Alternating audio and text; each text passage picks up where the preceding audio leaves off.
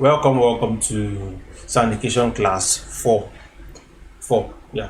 We'll be talking about advanced keyboard theory. I feel that this is the one that everybody has been waiting for a while. Yes.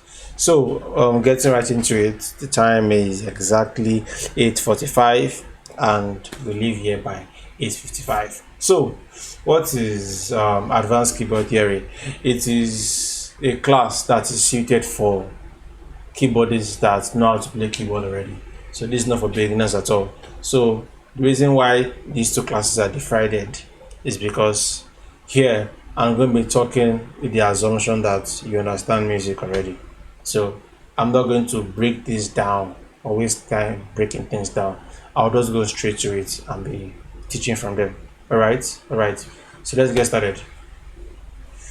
Advanced keyboard theory outside the box. That's our first part of the course. So what does outside the box mean? Outside the box basically means that moving away from convention.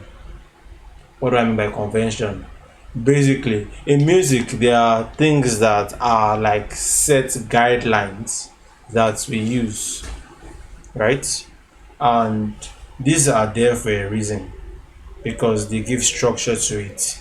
But at some point, um, professionals start to realize that the more structure music gets, the more predictable it gets. So sometimes it is easier to analyze structure from the outside. What do I mean? This is an example. This is a major scale, right? Now, at some point, all of you have heard this. What do you call it? This progression on C. Right.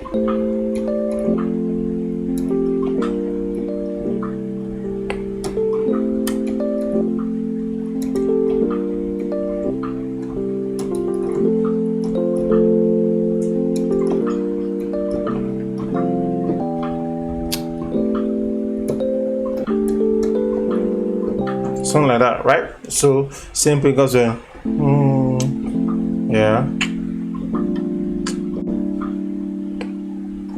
right. So this is one of the few, I would say, the idea, the second dominance that is popularly used in gospel, jazz, and blues music. And if I ask you guys, okay, fine, what scale do you use to improvise over that? You probably say pentatonic, right?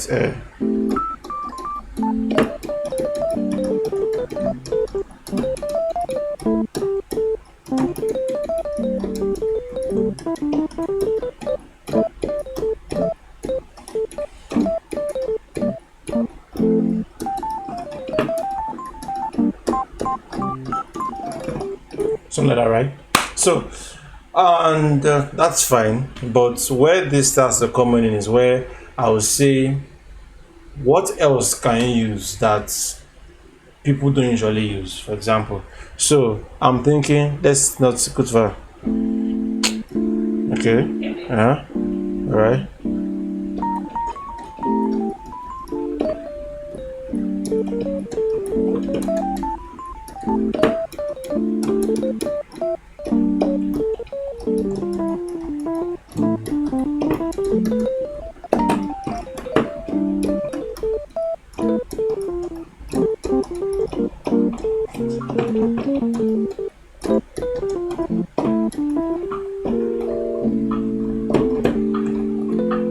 Right. So my question is that what skill was that, for example? And I will say I don't know. I think I know, but I don't know. But I'm just trying to prove a point here that at the end of the day, I'm not even thinking skill at that point in time. I'm thinking of individual notes and individual concepts. I'm basically breaking down every part as its own this thing. Because anytime I hear, for example, I'm thinking, okay, fine, mixolydian, all right, or this, right? I'm even thinking something as far as this. right? Or something as far as this.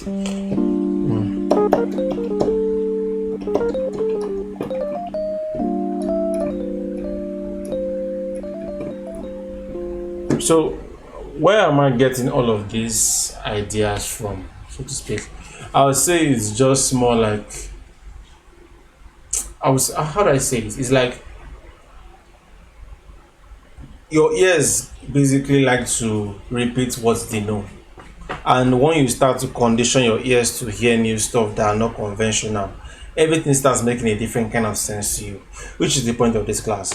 I'm trying to get your ears to start to think outside the box. So your ears to start to hear outside the box ideas. That is the point of this class. Getting you guys to hear out of the box ideas. That is really what advanced keyboard theory is. Yes, sometimes I'll be teaching you all the leaks and all the I don't know what else can I say. All the I don't know. There are many things I will say I won't teach you here, but it's really more about you guys starting to hear and approach keyboard playing differently. That's it. I'm not going to make you approach it the way I play keyboard because I'm me. But I want you guys to see where I get my point of view from when I'm thinking about playing keyboard. I'm not thinking about, okay, fine, how can I put this move inside here? Okay, I'm thinking that sometimes, but it's more like, how can I put this move inside here? It's more like, why is this move, why does it work this way? And how can I make it work differently for a different situation? Every single thing you know how to play is enough to play every other thing. Let me give you a good example. A lot of my songs that I've actually produced myself is, I would say, they're very unconventional because most of them have very interesting, I would say interesting, but out of the box progressions. People that know me kind of know that that's like my thing. When I'm making music, I like to make it sound new. I don't like all the no, there's anything wrong with that, though. That's fine.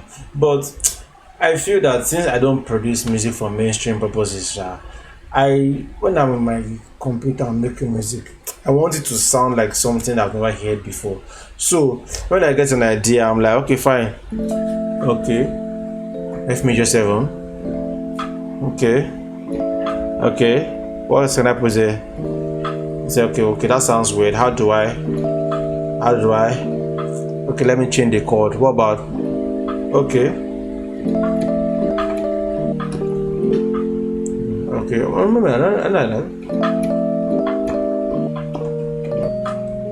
I said, okay, I don't know. Okay.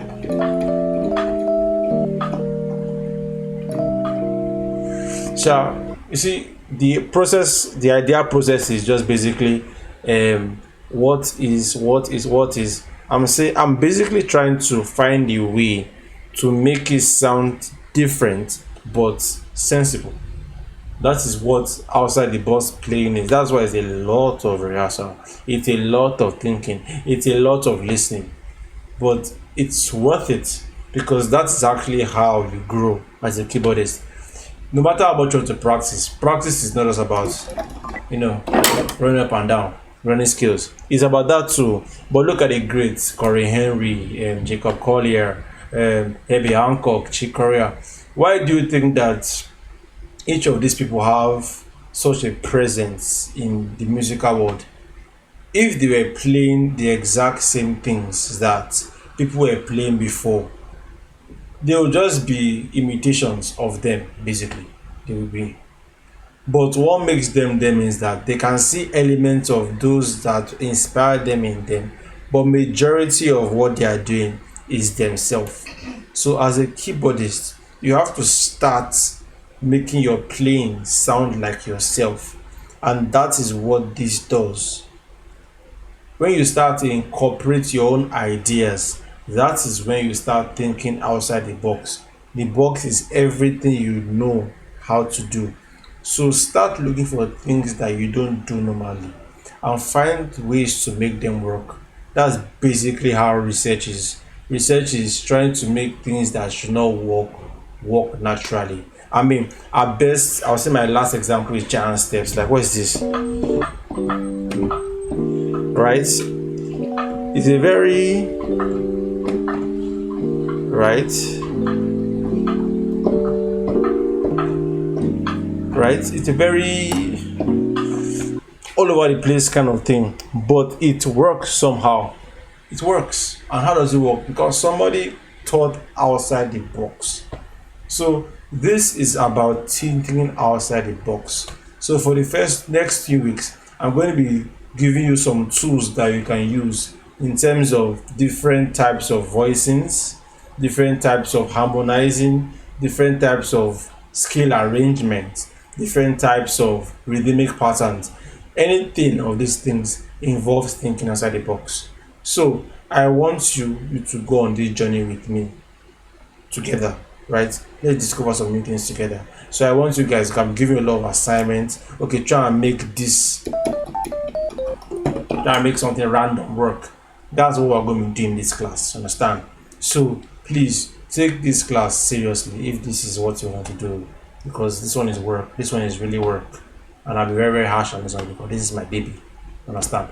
So yes, that's basically it. 10 minutes, like I said, it's now 11 minutes. I'm sorry. So I'll see you guys tomorrow for musical production class. All right.